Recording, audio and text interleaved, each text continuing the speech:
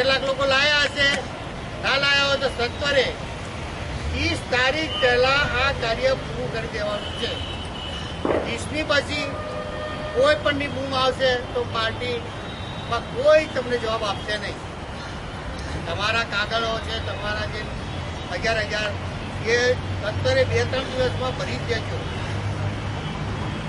આજે આપણે અહીંયા ચૂંટણીની એક સમિતિની પણ રચના કરવાની અને જિલ્લાના ડેલિગેટ જે જિલ્લામાં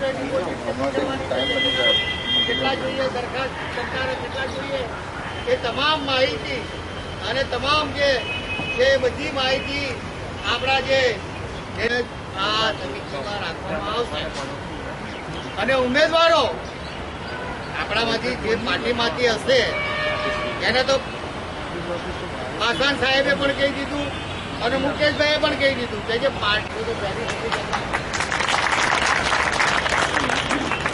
અને ત્યારબાદ જે પાર્ટીના હોદ્દેદારો અથવા આપણા જ પાર્ટીના કાર્યકર્તા એની ભલામણ કરશે તો પાર્ટી એને ટિકિટ આપશે.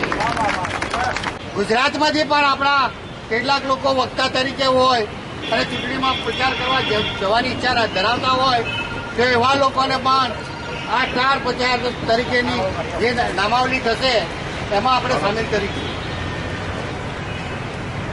પાર્લામેન્ટરી બોર્ડ જે મહત્વની કામગીરી કરે છે ચૂંટણી માટે, ઉમેદવારોની ચકાસણી અને ઉમેદવારોની યાદીને જે આખરીઓ આપી અને દિલ્હી સુધી પહોંચાડવાનું જે કામ કરશે એ પાર્લામેન્ટરી બોર્ડની પણ આજે રચના કરવામાં આવશે. જે લોકો બહારગામથી આવતા હોય સતત પાર્ટીના સંપર્કમાં રહેજો. કોઈ દિવસ એવું ચૂક ના કરતા કે ભાઈ આજે જરૂરિયાત છે તો આજે ફોન કરો. તમને ઓફિસમાંથી મુકેશભાઈ છે, ડાયાભાઈ છે, ચારુબેન છે, ઓફિસનો સંપર્ક કરી લેવો. ઓફિસમાંથી તમને તમામ માહિતી આપવામાં આવશે. બીજું પણ ચૂંટણીલક્ષી કોઈ પણ મૂંઝવણ હોય ત્યારે તમે સીધો સંપર્ક ઓફિસનો કરજો. મનમાં સહેજ પણ ગભરાવાનું નહીં. આજે ચૂંટણીનો માહોલ છે એટલે ચૂંટણીના માહોલમાં કાલે ઉમેદવારો જશે તો ઉમેદવારો તમે જે લાવો જે પાર્ટીના વફાદાર હશે. પંકજભાઈ રામાનુજ, ભટ્ટ સાહેબ, જાફરભાઈ સાધવ સાહેબ, મુકેશભાઈ, ઉમરબેન, દલપતભાઈ અને તમામે તમામ ચિત્તુભાઈ છે, બધા લોકો છે. તમામ જિલ્લાના અને પ્રદેશના પદાધિકારીઓ આજે અહીંયા ઉપસ્થિત છે. કેમ કે નામ લેવા જઈશું તો દરેકને હું નામથી ઓળખું છું, નામમાં જ અડધો પોણો કલાક જતો રહેશે. તાલુકા પ્રમુખોના સૂચનો ના આવે, ડેલિગેટ્સના સૂચનો ના આવે તો અહીંથી બેઠા બેઠા જે પ્રદેશના નેતાઓ બેઠા હોય એમને ખ્યાલ ના આપતો હોય. એ નેતા દિલ્હીમાં બેઠા હોય કે પ્રદેશ કાર્યાલય બેઠા હોય એમને ખબર નથી. સત્તા ઉપર ના આવતા હોય એટલે આર્થિક રીતે અમે લોકો થોડાક પછાત હોઈએ. આર્થિક રીતે પક્ષ નબળો હોય છે એટલે જે પૂછીને જ કઈ નિર્ણય કરવાનો, એકલા હાથે કોઈ નિર્ણય કરવાનો નથી. એટલા માટે આજે આ પક્ષ ચાલે છે. અમારા જે પ્રખર સાથી છે, જે લોકો વફાદાર છે પક્ષના, એ લોકોને ખબર છે, એમને અમારામાં વિશ્વાસ છે. આપણો મુખ્ય ઉદ્દેશ શું હતો? મુખ્ય ઉદ્દેશ આજે લોક જનશક્તિ પાર્ટીના 182 પ્રભારીઓની તેમજ જિલ્લા પ્રમુખની આજે અગત્યની મિટિંગ હતી અને મિટિંગની અંદર નિર્ણય લેવામાં આવ્યો છે કે 182ની તમામે તમામ ઉમેદવારોની તૈયારી થઈ ગઈ છે.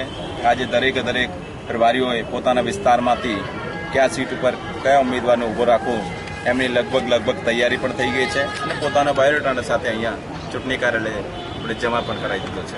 અને આ વખતે અમારી ફૂલ તૈયારી છે કે ગુજરાતની અંદર લોક જનશક્તિ પાર્ટી 182 પોતાના ઉમેદવારો ઉભા રાખશે અને સતત છેલ્લા 10 વર્ષથી આ સરકાર જે ભારતીય જનતા પાર્ટીની એક વ્યક્તિની અહીંયા ગુજરાતની અંદર સરકાર ચાલી રહી છે એ ખેડૂત વિરોધી છે, દલિત વિરોધી છે, હકીકત વિરોધી છે, મોંઘવારી, ભ્રષ્ટાચાર, તમામે તમામ મુદ્દાઓને લઈને લોક જનશક્તિ પાર્ટી ગામડે ગામડે જશે અને અમને વિશ્વાસ છે કે આ વખતે ચોક્કસ પરિવર્તન થવાનું છે. કેટલા ઉમેદવારોનું નામ એ લોકોએ આપ્યા છે, આજે ફોર્મો બધા આવ્યા છે, ફોર્મો જમા કરાયા છે અને 10 તારીખ પહેલા દરેક જિલ્લાની અંદર અને વધારે વિધાનસભા વાઇઝ પ્રદેશ પ્રમુખ અને રાષ્ટ્રીય અધ્યક્ષની વધારે મિટિંગો થાય એના માટે આજે આયોજન કર્યું છે. અને રાષ્ટ્રીય અધ્યક્ષ રામવિલાસ પાસવાનજી પણ વહેલી તકે ગુજરાતમાં નવેમ્બરના ફર્સ્ટ વીકમાં આવે અને ઘોષણા કરી જાય કે કેટલી સીટો ઉપર આપણે ફાઇનલ ચૂંટણી લડાવી છે. અમારી તમામે 182 સીટ ઉપર ફૂલ તૈયારી થઈ ગઈ છે. ઉમેદવારોનું નામ પણ